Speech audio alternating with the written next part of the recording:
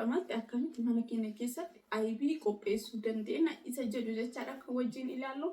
Assalaamu alaykum warahmatullahi wabarakatuh. Jirra jirtu amantii kutaan osoo adda godhin boota jirtan mara nagaaf kabajaan kiyya isin bira haa ga'u isiniin jedha. Kabajamtootaa fi hordoftoota maatii kiyya viidiyoo kiyya laayik godhuun seenaatiin hamma dhumaatti nu wajjin tura jechaadha. Wantoonni an qopheeffadhe as biratti aannan jechaadha. Aannan leetira 2 waan ta'u jechaadha.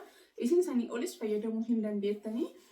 Hanguma barbaadan hanga leetira 4-5 illee fayyadamuu hin dandeettan jechaadha. Inni biraa mootiyyuu acheettuudha. Kanneen lamaan qofaan fayyadamneetini ibidda sirriitti jala odoo hin godhin aybii qopheessuu hin dandeenya jechaadha. Aybii waan baay'eedhaaf fayyadamuu dandeenya.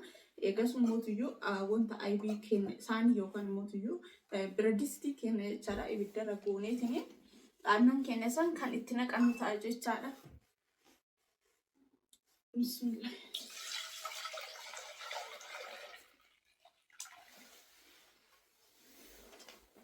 Erga akkanatti irra gooneetiin kaane jechaadha. Ibidda keenya akkuma isin jedhe jala xiqqeessuu qabna. Odoo jala hin baay'atiin kan irra godhuu qabnu. Eegas mootiyyuu hanga xiqqoo nu oo'u akkanatti kan eenyu ta'a jechaadha. Hanga oo'u walumaan turra eessayyuu hin Su aybii ken ibidda ragooneetiniin darbaatiin waliin dhahaa akka aannan jalatti nu jalaa hin qabanneef jechaadha.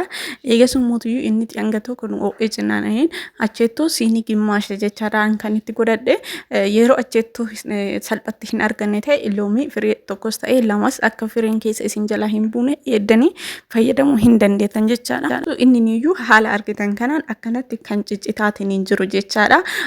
Aybiin uumamaan kan tolfamu aannan irraa odoo hin ta'in aannan raafamee dhadhaan keessaa ba'ee areerarraa jechaadha. Garuu mootiyyuu haala kanaanillee qopheessuun ni danda'ama jechaadha. Aannan oo'iturraallee aannan sa'aa yookaan mootiyyuu aannan loonii odoo ta'e irra filatamaadha jechaadha. Kanaaf eegasuu haala kanaan akkanatti kan takaatiin hin jiru as biratti jechaadha. Kan gahaatiin hin jiru nu jalaa qabata waan ta'eef aannan darbaatiin waliin kan dhahaatiin hin jiru jechaadha. Eegasuu inni nuyyuu jechaadha haala isin argitan kanaan akkanatti kan gahaatiin hin jiru aybiin keessaa ba'aatiin akka kinoo yeroo Chizii hojjannuutiin xiqqoma garagara jechaadha. Haaluma chizii saniin xiqqoma isii garagara eegasuu inni nuyyuu akkanatti danfaa jira. Garuu mootiyyuu yeroo jalqabaatiif yoo hojjettan na jala badee jira bakka hin ta'u jettaniitiin abdii hin murinaatiin eegaatiin inni nuyyuu isinis irraa haatiin deema jechaadha. As biratti kinoo gahee jira.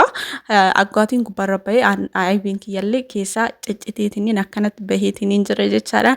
Kanaaf hamma dhumaatitti eegaa malee bakka na jala badee jira jettaniitiin hin dhiisinaa jechaadha. Akkas namatti fakkaataa yeroo hojjetanii garuu mootiyyuu dhumarratti aybii bareeda kan namaa ta'uudha jechaadha. Maashaallah baay'ee namatti tola. Anaafillee aybiin kiyya haala kanaan gahee jennaan kan irraa buusaatiin hin jiru jechaadha.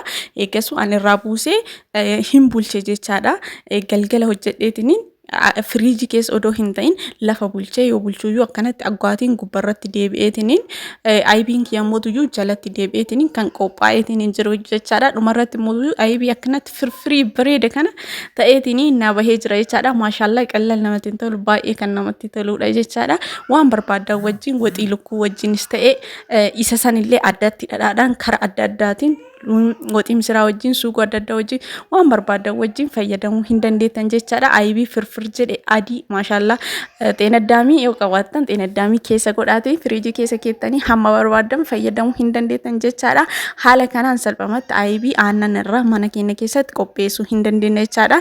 Gaafii gaafatamee ture aybii akkamitti qopheessina isa jedhuudhaaf obboleettii xiyyaafillee deebii gahaa ta'a jedheetiin yaada jechaadha. Hordoftootaa fi kabajamtoota maatii kiyyaa haala kanaan salphamatti mana keessan keessatti aannan bichaa qofa qabaannaan waan lama qofaan aannanii fi acheettoo qofaan aybii kana fakkaatu kan qopheessuu hin dandeettan jechaadha. Tootaa fi hordoftoota maatii kiyyaa viidiyoo kiyya laayik, sabskiraayib, sheer gochuu hin dagatina.